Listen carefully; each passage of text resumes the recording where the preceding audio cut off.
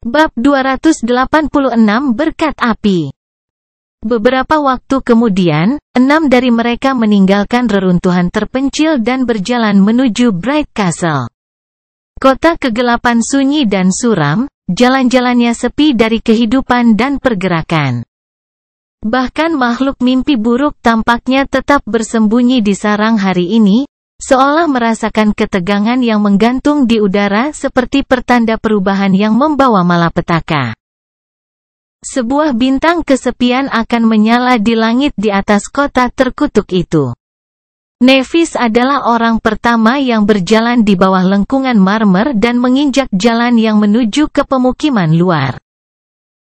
Wajahnya tenang dan tidak bergerak, sedikit emosi tersembunyi di balik topeng ketidakpeduliannya yang biasa.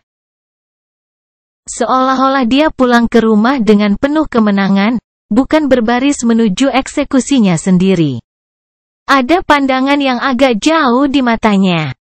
Sunni meninggalkan posisinya yang biasa di belakang kelompok dan sekarang berjalan berdampingan dengannya. Mungkin itu hanya iseng, tapi dia merasa tidak mau mengikuti jejaknya seperti yang selalu dia lakukan sebelumnya, sejak hari pertama mereka bertemu. Saat mereka mendaki bukit yang tinggi, Changing Star tiba-tiba bertanya, "Sunni, apakah kamu ingat mimpi buruk pertamamu dengan baik?" Suaranya terdengar santai dan menganggur. Dia melemparkan pandangan ke samping padanya dan ragu-ragu untuk beberapa saat. Kemudian, dia menjawab dengan nada datar, seperti kemarin. Dia tersenyum sedikit. Apakah itu sulit? Perlahan, seringai muncul di wajahnya. Sulit? Tidak sulit. Mustahil. Itu adalah cobaan yang mengerikan, tercela, dan menyiksa. Benar-benar mimpi buruk. Menyebutnya sulit akan menjadi ketidakadilan. Dengan mengangkat bahu meremehkan, Sunni mengusir kenangan tentang gunung hitam itu dan bertanya, "Bagaimana dengan milikmu?" Nevis memalingkan muka, mengingat. Setelah beberapa saat, dia berkata, "Punyaku tidak seburuk itu, sebenarnya." Dia menatapnya dengan tidak percaya. "Apa? Kamu hanya harus membunuh 1000 titans yang tidak suci dengan tangan kosong, atau sesuatu seperti itu?" Mengenalmu, tidak seburuk itu berarti itu tidak lebih dari pertunjukan horor yang sebenarnya. Dia perlahan menggelengkan kepalanya. "Tidak, aku bersungguh-sungguh. Aku tidak harus melawan siapapun, sungguh. Sampai akhir." Sunni berkedip. "Tunggu, serius?" Senyum sedih yang aneh muncul di bibirnya. "Dalam mimpi buruk pertama saya adalah putri seorang penjaga mercusuar. Keluarga saya tinggal di menara yang indah di tepi laut yang indah. Setiap pagi, matahari yang hangat terbit dari balik cakrawala, memandikan hamparan ombak biru yang tak berujung di cahaya yang indah. Anginnya lembut dan dunia baik. Itu aku, orang tuaku, dan adik-adikku. Kami hidup bersama dalam harmoni, rendah hati tetapi tidak membutuhkan apa-apa." Dia mengerutkan kening. "Lalu apa? Seekor ular laut menghancurkan mercusuar?" Beberapa kengerian busuk muncul dari kedalaman. Mata Changing Star menjadi jauh. Beberapa saat berlalu sebelum dia berbicara lagi. Tidak ada yang terjadi. Itu intinya, saya pikir. Mimpi buruk saya. Itu sebenarnya surga. Itu semua yang saya impikan ketika saya masih kecil. Hanya jauh lebih menakjubkan dan manusiawi daripada yang bisa saya miliki. Pernah dibayangkan?" Sunni menatapnya dengan sangat terkejut. Saat dia memperhatikan, sedikit kesedihan menghilang dari wajah Nev, digantikan oleh ekspresi kasar yang halus. "Tapi itulah yang membuatnya begitu sulit untuk diatasi. Bahkan tidak mungkin. Seperti yang Anda katakan, karena yang harus saya lakukan untuk menaklukkan nikmah. Yang harus saya lakukan hanyalah pergi dan meninggalkan semuanya. Mengetahui bahwa saya hanya bisa tinggal di sana, di surga itu selamanya. Dia ragu-ragu sejenak, lalu bertanya dengan hati-hati, "Jadi apa yang kamu lakukan?" Desahan berat keluar dari bibir Nev. Matanya menjadi redup. "Aku mencari jalan keluar dari nikmah untuk waktu yang lama.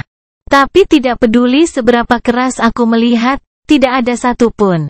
Hari demi hari, malam demi malam." Seiring berjalannya waktu, semakin sulit memaksa diri saya untuk terus mencari. Saya menjadi terbiasa dengan kebahagiaan itu, kehidupan yang hangat dan indah itu. Dan akhirnya, suatu hari tiba ketika saya berpikir bahwa, mungkin, saya harus berhenti. Mungkin saya bisa tetap tinggal. Dia memiringkan kepalanya sedikit dan berkata, suaranya yang menggoda mencapai bagian terdalam dan tergelap dari hatinya. "Itu adalah hari aku pergi ke puncak mercusuar. Kau tahu, Sunny, kau harus membakar dirimu sendiri untuk merobek berkat api. Itulah yang nenekku sering katakan. Jadi itulah yang saya lakukan. Saya menyiram diri saya dengan minyak, dan membakar diri saya sendiri." Api putih tiba-tiba menjilat tangannya, dan dia menatap mereka. Wajahnya perlahan menjadi pucat, matanya mencerminkan penderitaan yang dia rasakan. Saat kulit gadingnya terus mendidih, menghitam, dan kemudian sembuh menjadi murni kembali, dia berkata dengan sederhana, "Dan aku terbakar." Tiba-tiba, nyala api menghilang, dan dia mengepalkan tangan. Suaranya menjadi sedikit tegang, dan setelah waktu yang sangat lama, ketika semuanya berakhir, saya menemukan diri saya di dalam gua yang gelap, terletak di dalam kepompong sutra hitam berlendir. Di sekitar saya, ribuan orang sedang tidur di kepompong serupa dengan mata mereka terbuka, dengan senyum bahagia di wajah kosong mereka. Dan di atas kami, ada makhluk yang begitu memuakkan dan menjijikkan sehingga saya tidak dapat menggambarkannya sampai hari ini. Itu memenuhi impian kami. Dia terdiam sebentar, dan kemudian menambahkan, makhluk itu kejang-kejang kesakitan, seolah-olah ia ikut merasakan penderitaan yang aku rasakan juga. Entah bagaimana, aku berhasil melepaskan diri dari kepompong itu, dan membunuhnya sebelum ia sadar sepenuhnya. Dia meliriknya dan tersenyum. Namun, tidak ada kehangatan dalam senyuman itu. Begitulah caraku menaklukkan mimpi buruk pertamaku. Sunny menatap matanya untuk waktu yang lama, diam. Kemudian, dia perlahan berbalik. "Seperti yang kubilang, mimpi buruk.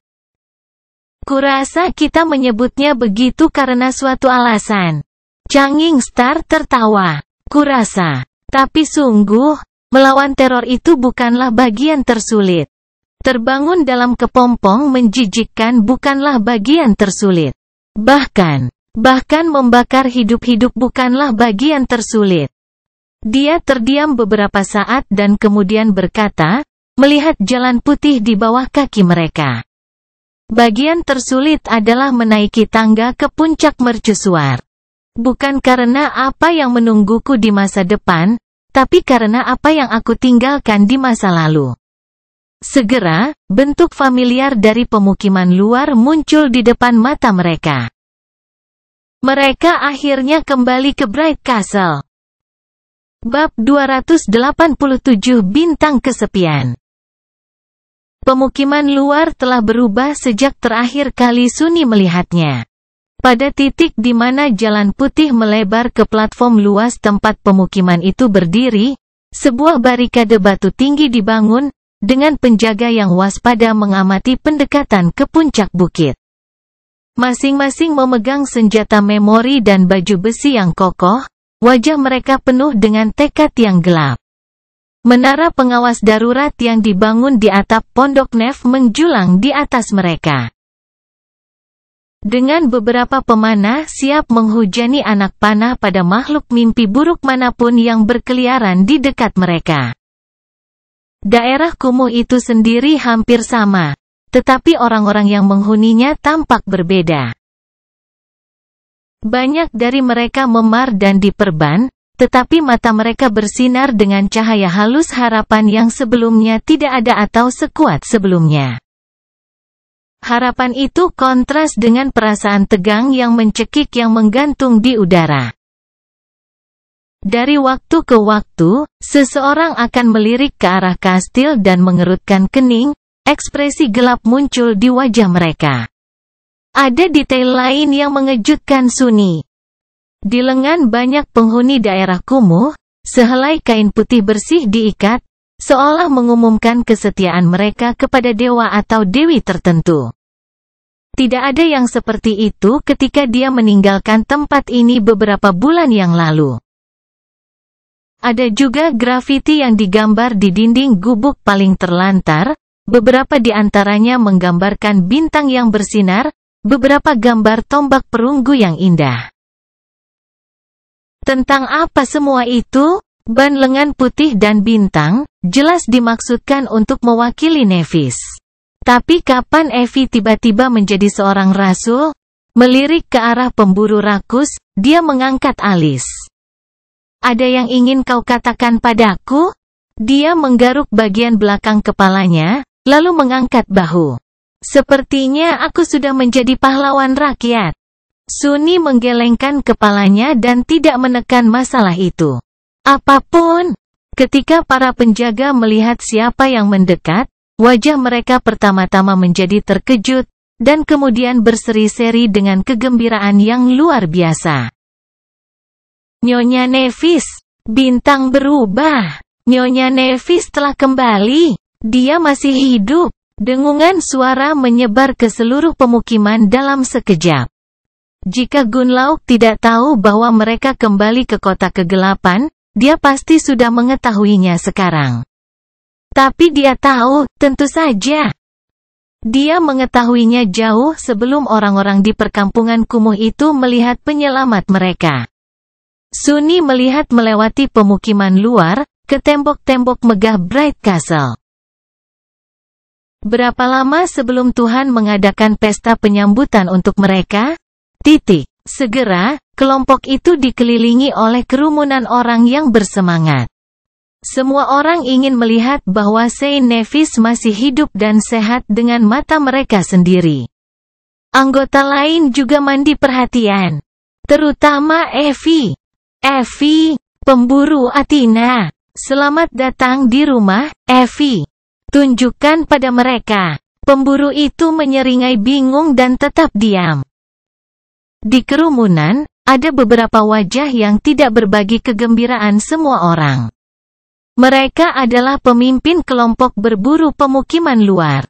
Tatapan yang mereka lemparkan ke Nephis suram dan penuh makna. Dia memberi mereka anggukan, memberitahu para pemburu berpengalaman bahwa dia memahami pesan yang ingin mereka sampaikan. Kemudian, Changing Star menghadapi penghuni perkampungan kumuh dan mengambil tas yang diberikan Effie padanya.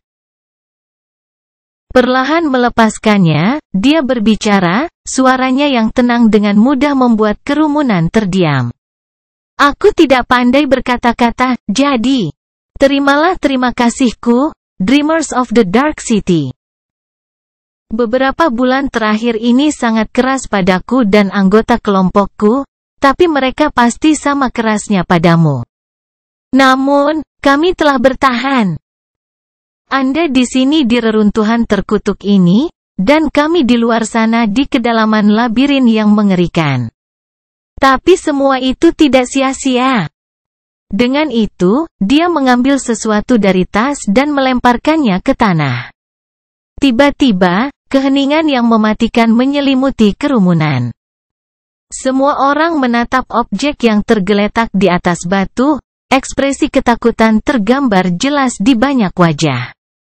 Itu adalah cakar hitam bergerigi yang menakutkan, yang setajam dan sepanjang pedang. Dan kemudian, satu lagi jatuh di dekatnya, dan satu lagi, dan satu lagi. Akhirnya, 38 bilah gelap ini bertumpuk di depan Nevis. 30 dari 6 tungkai depan Messenger Spire, dan 8 dari 2 tungkai belakang. Menutup tasnya, Nevis meletakkannya di bahunya dan berkata, nada suaranya gelap dan tajam, di labirin sana, kami telah bertarung dan membunuh salah satu utusan terkutuk dari Crimson Spire. Aku membawakanmu cakarnya sebagai hadiah, untuk menjadi senjatamu. Bisikan tertegun berlari melalui kerumunan. Para utusan adalah simbol teror sekaligus simbol harapan bagi orang-orang di kota kegelapan teror karena kekuatan dan nafsu makan mereka yang mengerikan. Serta hubungan mereka dengan menara yang ditakuti, dan harapan karena legenda yang pernah ada, sebuah dahulu kala, sekelompok penidur yang kuat berhasil membunuh satu. Dan sekarang, legenda itu menjadi hidup tepat di depan mata mereka. Nevis berlama-lama sejenak, dan kemudian mendesah, nada muram muncul dalam suaranya. Bertahun-tahun yang lalu, kami, orang-orang yang dikirim ke Forgotten Shore, belum terpenjara oleh rasa takut. Terpesona oleh dosa para pengecut yang lupa bahwa mereka, pertama dan selamanya, adalah manusia. Saat itu, ada orang-orang di antara kita bersedia mempertaruhkan hidup mereka untuk menaklukkan neraka ini. Melarikan diri darinya. Raja pertama dan rekan-rekannya adalah yang terbesar di antara mereka. Dan sekarang, percikan cahaya yang cemerlang tiba-tiba muncul di sekitar kepalanya seperti lingkaran cahaya suci. Mata Changing Star bersinar dengan pancaran cahaya putih bersih, dan, saat mahkota fajar menjalin dirinya sendiri dari cahaya dan jatuh di atas kepalanya, dia berbicara. Dia tidak meninggikan atau bahkan meninggikan suaranya, tetapi dampak dari kata-katanya hanya tumbuh karenanya. Aku telah membawa warisannya kembali ke kota kegelapan. Ini adalah mahkota penguasa pertama. Kami telah mengambilnya dari tempat kegelapan abadi di mana dia gugur dalam pertempuran. Dia mati saat mencoba mencari jalan keluar dari tanah terkutuk ini untuk kita semua ikuti. Dia berhenti sejenak dan kemudian berkata, wajahnya diterangi oleh api putih cemerlang yang menyala di matanya yang marah. Di dahinya, satu-satunya permata yang menghiasi daun sat juga bersinar dengan kecemerlangan itu. Hampir seperti mata ketiga. Dan dengan itu, kita akan menyelesaikan apa yang dia mulai. Bab 288 Laporan Kemajuan. Beberapa waktu kemudian, mereka memasuki pondok batu dan mendapati diri mereka berada di tengah kerumunan lain yang lebih kecil. Sekitar 30 atau 40 orang berkumpul di aula utama tempat tinggal Changing Star, membuatnya terlihat lebih kecil dari sebelumnya. Namun, ini bukan sembarang sleeper dari daerah kumuh. Sebagian besar dari mereka adalah pejuang berpengalaman dari pemukiman luar, beberapa kelompok berburu, serta orang-orang yang telah direkrut Nevis ke dalam faksinya selama dia berada di kota kegelapan. Kembali ketika Sunni menjadi bagian dari kelompok itu, mereka adalah pria dan wanita muda yang lemah dan putus asa yang hampir tidak bisa bertahan hidup dalam kenyataan kejam di Forgotten Shore. Sekarang, banyak hal berubah. Pembantu kecil Nev dipersenjatai dengan senjata darurat dan mengenakan baju besi yang dibuat dari berbagai macam bahan pemulung, sementara beberapa bahkan memiliki kenangan. Mereka juga bersikap sangat berbeda dari sebelumnya. Sejujurnya, perbedaan antara mereka dan para pemburu tidak terlalu besar sekarang. Jika Sunni tidak tahu yang mana, dia mungkin salah mengira yang satu dengan yang lain. Changing Star berjalan melewati kerumunan dan mendekati jendela yang terbuka di pemandangan suram reruntuhan terkutuk. Dia melihatnya sejenak, dan kemudian berbalik, ekspresi gelap di wajahnya. Beritahu saya. Para pemimpin kelompok berburu saling melirik. Salah satu dari mereka, seorang pemuda kekar dengan rambut panjang acak-acakan dan 3 bekas luka jelek yang membentang dari dahi ke dagunya, berbicara dengan sedikit ketidakpastian, "Selamat datang kembali, Nona Nevis. Untung kamu masih hidup dan sehat." Dia memberinya anggukan. Pemburu berhenti, lalu melanjutkan, suaranya muram, "Kami, telah mengikuti perintah dan saran Anda selama beberapa bulan terakhir ini. Milisi yang Anda buat telah diperkuat dan diorganisir untuk melindungi pemukiman dari monster yang menyerang. Dengan kenangan, Anda dan kelompok Anda memburu kami di reruntuhan, korban jiwa rendah baik di antara penjaga maupun di antara warga sipil. Dibandingkan dengan sebelumnya, maksudku." Changing Star tetap diam dan hanya menatapnya. Pria muda itu menghela nafas. "Tentang hal lain, hampir persis seperti yang Anda katakan kepada kami." Anggota HOS datang ke pemukiman tak lama setelah kepergian Anda, menuntut agar Evie menyerahkan diri untuk diadili atas hilangnya para penjaga itu. Ketika kami memberitahu mereka bahwa dia pergi, mereka melakukan kekerasan. Beberapa orang terluka, tetapi tidak ada yang meninggal. Evie mencibir. Yang diburu memberinya tatapan rumit dan menggaruk pipinya. Setelah itu, mereka akan datang lagi setiap minggu atau lebih, menyakiti beberapa orang dan merusak barang-barang, selalu dengan permintaan yang sama. Tapi kami tetap tenang dan baiklah mengambilnya. Seperti yang Anda suruh kami lakukan. Itu sepertinya hanya membuat mereka lebih marah. Tetapi mereka tidak punya alasan nyata untuk meningkatkan masalah. Pada akhirnya, mereka hanya membuat hidup kita sulit dan mendorong orang lain. Pemburu jangkung itu menggelengkan kepalanya. "Ada apa dengan orang-orang yang mulutnya berbusa untuk menyambutku?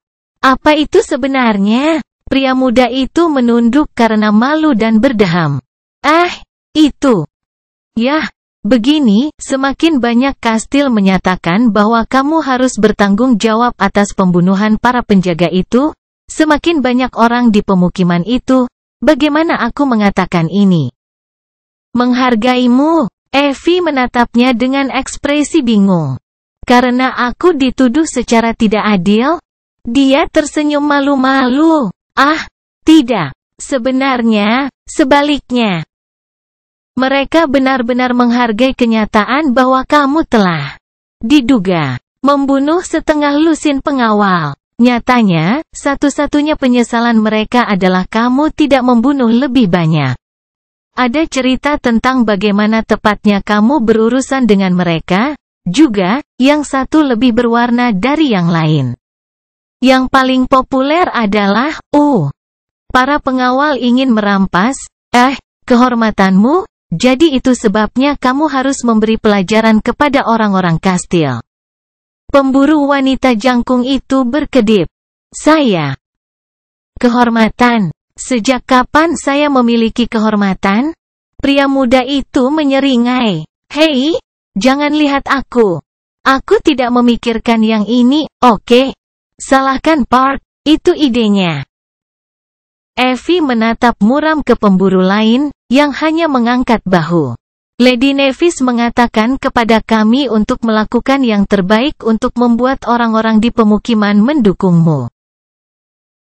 Berhasil, bukan? Pemburu nakal itu mengusap wajahnya dengan ekspresi jengkel. Tapi, padahal aku tidak membunuh mereka? Pemburu itu memandangnya tanpa humor di matanya.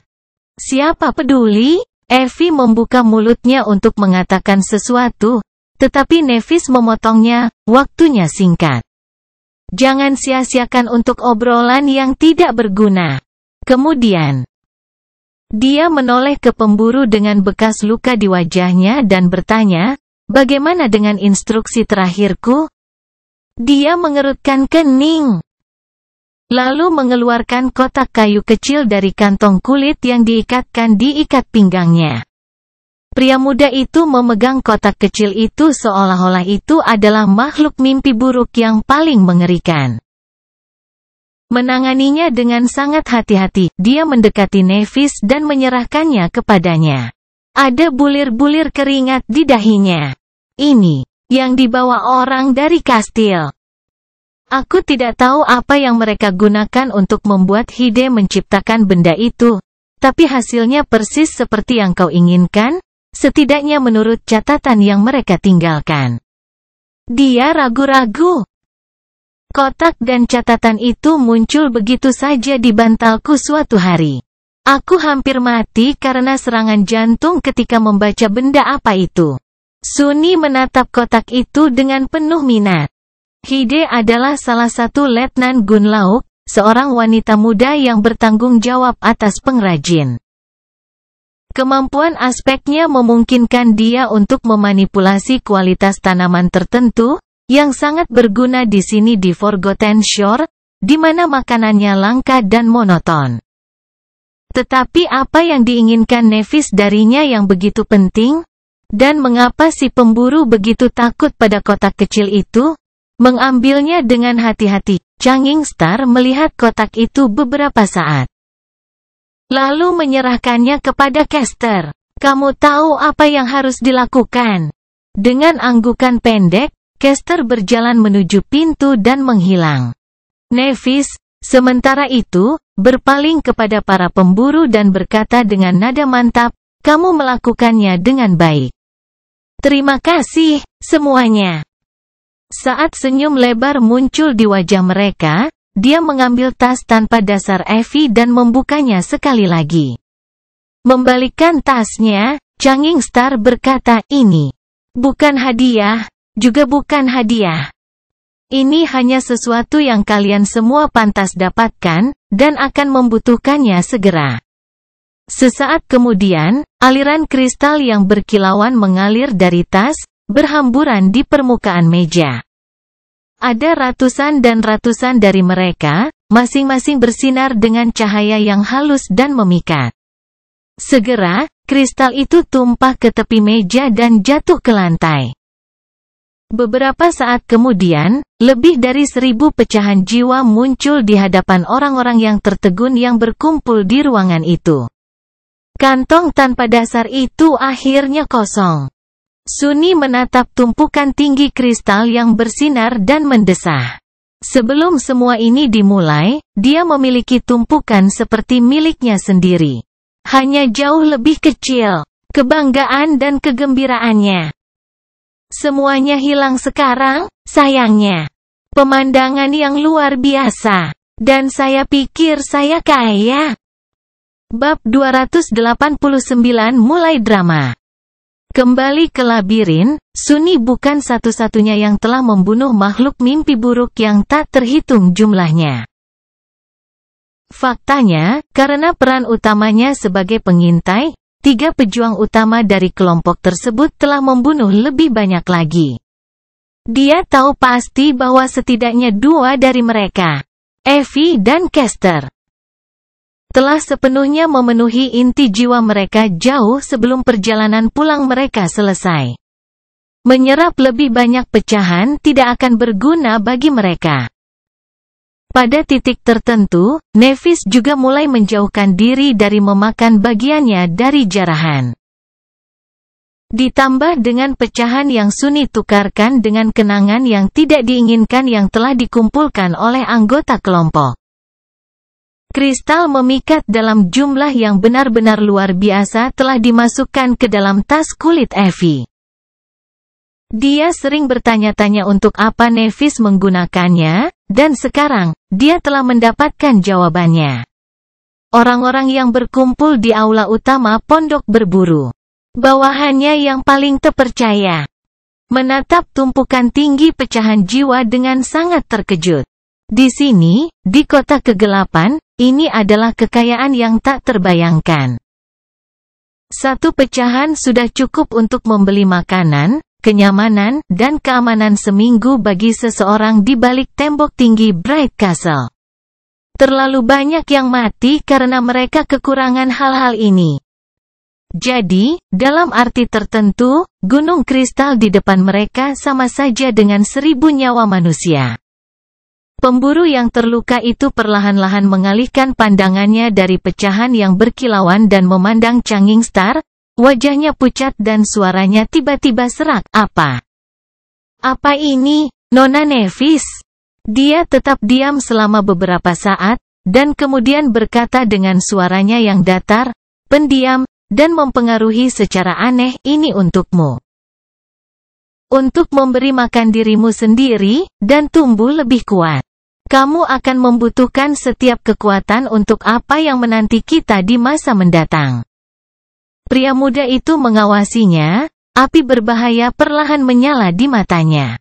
Api tekad, pemujaan, hampir ibadah. Tersembunyi di sudut gelap, Sunny tersenyum dengan ketakutan yang kelam.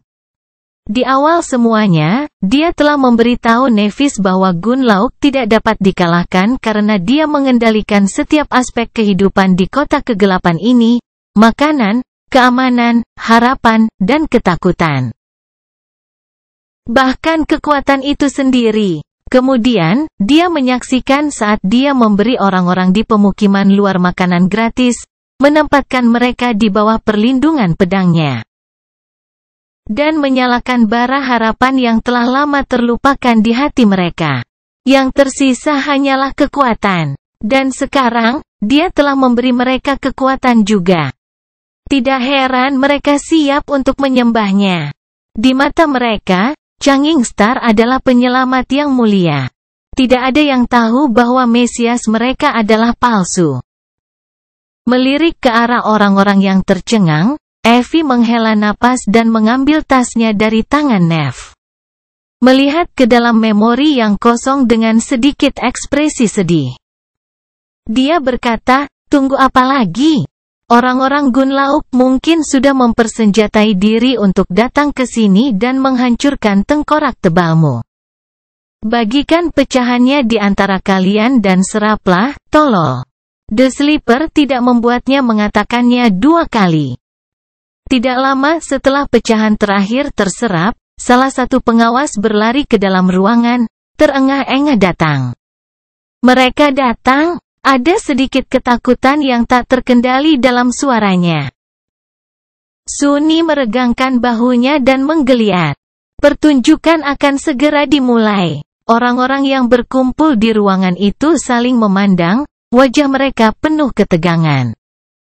Hanya Nevis yang tetap acuh tak acuh, memandang keluar jendela ke kota mati yang terbentang di bawahnya seperti kuburan yang sunyi dan sepi. Tetap tenang, semuanya. Suaranya menenangkan mereka. Pemburu dengan bekas luka di wajahnya menoleh ke Changing Star, wajahnya cemberut. Setelah ragu-ragu selama beberapa saat, dia berkata, tapi, mereka datang untuk mengambil Evie. Kita tidak bisa membiarkan itu terjadi. Aku sudah muak melihat orang-orang baik dibawa ke kastil sialan dan tidak pernah kembali. Jika mereka ingin menjadikan dia sebagai contoh, seperti mereka melakukannya dengan Jubei. Di atas mayatku, dengungan suara marah terdengar di aula, disertai dengan tatapan panas. Tepat, mereka akan membayar kematian Jubei. Mayatmu, kenapa bukan mayat mereka? Nevis berlama-lama sejenak, lalu berpaling kepada mereka. Sedikit senyum muncul di wajahnya. Jangan khawatir. Tidak akan terjadi apa-apa pada Evie. Aku memegang kata-kataku. Itu sepertinya sedikit menenangkan mereka. Sepertinya mereka mau percaya apapun yang dia katakan, terlepas dari betapa mustahilnya janjinya. Apakah itu definisi iman buta? Namun, sebelum ada yang bisa menjawab, terdengar suara dentuman dari arah pintu masuk Pondok Batu. Sepertinya seseorang baru saja mendobrak pintu. Itu adalah jeritan pendek, yang dengan cepat menjadi sunyi. Sesuatu jatuh di lantai. Kemudian, suara langkah kaki yang berat terdengar, semakin dekat ke aula tempat semua orang berkumpul. Beberapa saat kemudian, pintunya juga hancur, meledak menjadi hujan serpihan bersama pecahan batu yang mengelilinginya. Seorang pria raksasa berjalan ke aula, kehadirannya membuat seluruh ruangan terlihat kecil. Dibandingkan dengannya, bahkan Evie tampaknya memiliki tinggi rata-rata. Ada ekspresi muram di wajahnya dan kilatan gelap di matanya yang dingin dan kejam. Raksasa itu tidak mengenakan baju besi apapun, membiarkan otot-ototnya yang besar meregangkan kain kemeja sutra tanpa lengan. Tampaknya Tesai, pemimpin penjaga kastil yang menakutkan, telah memutuskan untuk menyambut sendiri kelompok itu kembali ke kota kegelapan. Pengikut Neve memucat, kemarahan mereka yang berapi-api digantikan oleh ketakutan. Benar-benar monster, pikir Sunny acuh tak acuh, memikirkan cara tercepat untuk membunuh raksasa murung itu. Di belakang Tesai, terlihat sekelompok pengawal, masing-masing mengenakan baju besi yang kokoh dan memegang senjata memori. Mata mereka segera tertuju pada sosok kuat dari pemburu tinggi, dan kemudian, senyum penuh kebencian muncul di wajah mereka. Para pengawal tampak sangat senang akhirnya menemukan wanita yang dituduh membunuh mereka sendiri. Raksasa itu hanya melirik Evie lalu menoleh ke Nevis. Suaranya yang dalam dan rendah bergema di aula batu, membuat hati banyak penidur berkumpul di sana. Mengubah bintang. Jadi kamu masih hidup. Dia bertemu dengan tatapannya dan menahannya tanpa gentar. Kamu pasti Tesai. Untuk apa aku berutang budi? Raksasa itu berlama-lama sebelum menjawab. Sudut mulutnya berkedut dan perlahan melengkung ke atas. Akhirnya, dia berkata, "Oh, tidak. Kesenangan adalah milikku." Kemudian, dia mengangkat lengannya yang perkasa dan menunjuk ke arah Evie. Lord Gunlauk telah mengundang yang ini ke kastil, untuk menghadapi hukuman atas kejahatannya. Anda seharusnya melatih anjing Anda dengan lebih baik, Changing Star. Lihat apa yang terjadi ketika mereka berkeliaran menggigit orang. Dia menurunkan tangannya dan melenturkan bahunya, lalu menatapnya dengan ekspresi gelap. Sekarang, aku akan menyarankan kalian para tikus untuk minggir dan biarkan aku membawa serigala betina itu bersamaku. Nevis menyilangkan lengannya dan menatap percikan api dingin raksasa yang menyala di kedalaman mata abu-abunya yang tenang. Beberapa saat kemudian, dia berkata dengan datar. Atau apa? Bab 290 Hari Penghakiman. Kata-kata Changing Star membuat ruangan menjadi sunyi senyap. Di kedua sisinya, orang-orang perlahan mempersiapkan diri, kebencian gelap membara di mata mereka. Rasanya ketegangan mencapai masa kritis dan akan meledak menjadi badai kekerasan. Hanya 3 orang yang tetap tenang dan tidak terpengaruh oleh kengerian situasi, Nevis sendiri, Sunny, dan Tesai. Raksasa itu memamerkan gigi taringnya sambil menyeringai. Namun, matanya tetap dingin seperti es.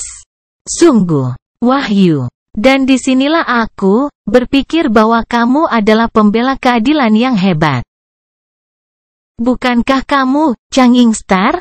Atau apakah rasa keadilanmu hanya diperuntukkan bagi kejahatan orang-orang yang tidak melayanimu? Dia menghela nafas dan menambahkan. Suaranya penuh kekecewaan, pemburu wanita Anda itu dituduh melakukan pembunuhan. Mengapa Anda mencoba mencegah saya membawanya ke pengadilan? Saya pikir Anda, dari semua orang, tidak akan menghalangi keadilan.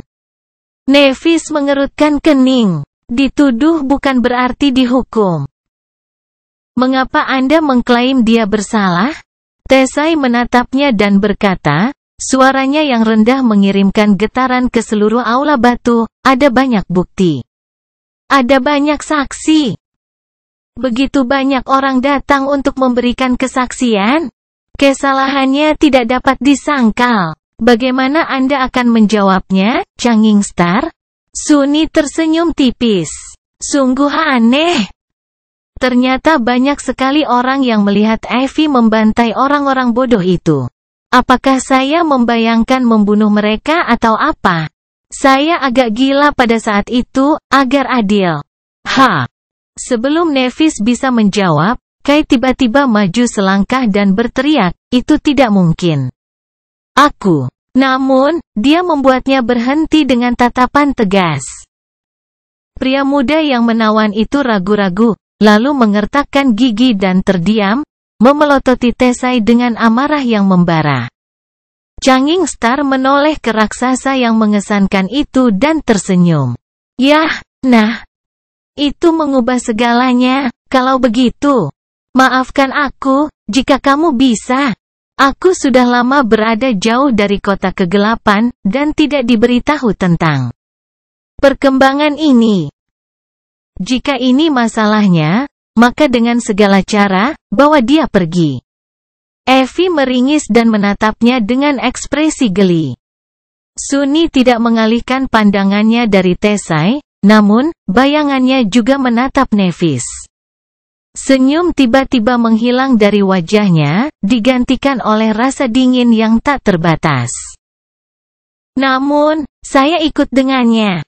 Kami semua, pada kenyataannya. Kami sangat penasaran untuk melihat bukti itu dan mendengarkan saksi-saksi itu. Dan, yang terpenting, kami semua sangat ingin melihat keadilan ditegakkan dan mereka yang bersalah dihukum. Tentunya, Lord Gunlauk tidak akan keberatan. Ekspresi ketidakpuasan muncul di wajah Tesai. Dengan cemberut yang dalam. Dia memandang rendah Nev dari ketinggiannya yang menindas dan berkata dengan suara menggeram, "Mengapa kamu berpikir bahwa kamu bisa datang, Dara?" Changing Star terdiam beberapa saat. Dengan tenang menatapnya. Kemudian, matanya tiba-tiba bersinar dengan cahaya putih yang ganas. Dengan suara yang menjanjikan penderitaan dan kematian, dia berkata dengan jijik. Siapa yang akan menghentikanku? Raksasa itu menatapnya dengan ekspresi rumit. Sepertinya dia terbelah antara kesombongan dan ketakutan. Tapi itu semua topeng. Penampilan ahli untuk menyembunyikan emosinya yang sebenarnya. Kemenangan dan kegembiraan. Dia datang ke sini dengan alasan membawa Evie ke pengadilan, tapi tujuan sebenarnya selalu Nevis. Dialah yang ingin dihancurkan Gunlauk. Dan sekarang, dia membawa dirinya kepadanya, seperti anak domba yang akan disembelih. Apa yang tidak diketahui Tesai adalah bahwa Changing Star jauh dari domba. Lebih seperti iblis berbulu domba. Sunny melirik raksasa murung itu dengan sesuatu yang menyerupai rasa kasihan. Sementara itu, Tesai perlahan menggelengkan kepalanya dan berkata, suaranya penuh keengganan palsu. Baik, lakukan sesukamu. Ikutlah denganku ke kastil, jika kau mau. Bawa tikusmu bersamamu. Kalian semua akan menyaksikan kecemerlangan Tuhan kita. Bersama-sama, mereka keluar dari penginapan. Tesai sedang berjalan di depan, memegangi bahu pemburu wanita jangkung itu. Tangannya diikat ke belakang dengan tali tipis. Lebih merupakan gerakan simbolis daripada pengekangan yang sebenarnya, mengingat kekuatan Evie. Nevis tetap dekat, wajahnya tenang dan acuh tak acuh. Para pengawal dan anggota faksi Changing Star berada tepat di belakang mereka, saling melemparkan tatapan mengancam. Wajah mereka muram dan penuh kemarahan. Sunny bersembunyi di antara kerumunan, tidak ingin menarik perhatian. Sekarang, dia bergerak bersamanya, merasakan agitasi gelisah melalui gerakan kacau bayangan di sekitarnya. Saat mereka bergerak menuju kastil, semakin banyak penghuni daerah kumuh yang mengelilingi mereka, wajah mereka penuh keterkejutan dan kemarahan. Mereka menangkap Evie, bajingan, lepaskan dia, Lady Nevis, lakukan sesuatu. Melirik semakin banyak orang yang berkumpul di sekitar mereka. Dia tersenyum meyakinkan dan berkata, "Tetap tenang. Ikutlah dengan kami jika kamu mau. Hari ini, kita akan melihat keadilan ditegakkan." Namun, seruannya untuk tetap tenang memiliki efek sebaliknya pada kerumunan. Itu malah menyulutnya, dan segera, teriakan-teriakan terdengar di atas pemukiman luar, "Keadilan! Keadilan!" Titik. Namun, pada titik tertentu, nadanya berubah, rasa haus darah yang hampir gamblang menemukan jalannya ke dalam suara orang-orang. Kata yang mereka teriakkan juga diganti, dan tak lama kemudian, penonton menyanyikan sesuatu yang lain. Memanggil bukan untuk keadilan, tapi untuk pertimbangan, penghakiman, penghakiman. Sunni mengamati binatang buas yang mengamuk dari kerumunan manusia dengan kerutan yang bermasalah. Emosi yang dingin dan akrab mencengkeram hatinya. Dia tahu betul perasaan memuakkan ini. Itu adalah cara yang sama yang dia rasakan ketika menghadapi makhluk mimpi buruk yang hiruk-pikuk neraka. Saat mereka mendekati tangga menuju pintu masuk kastil, hampir 100 orang mengikuti mereka. Para pengawal yang berdiri di gerbang menatap kerumunan dengan sedikit ketakutan di mata mereka. Dan pada suatu saat, Kester muncul entah dari mana dan mengambil posisi tepat di belakang Nevis. Legasi yang bangga terlihat pucat dan sedikit acak-acakan, tetapi tampaknya dia telah berhasil menyelesaikan tugas misterius yang diberikan kepadanya oleh Changing Star tanpa menerima luka apapun.